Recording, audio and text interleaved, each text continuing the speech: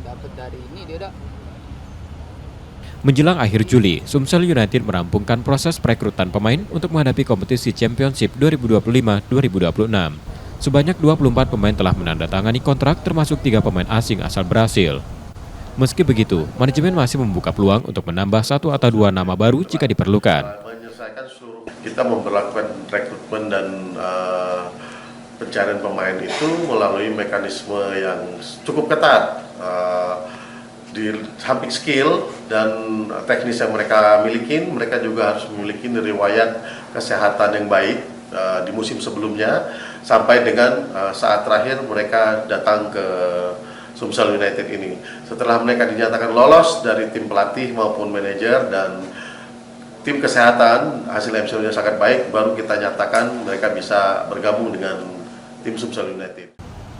Seluruh pemain yang direkrut telah melalui proses seleksi ketat dan dinilai sesuai dengan kebutuhan tim untuk musim ini.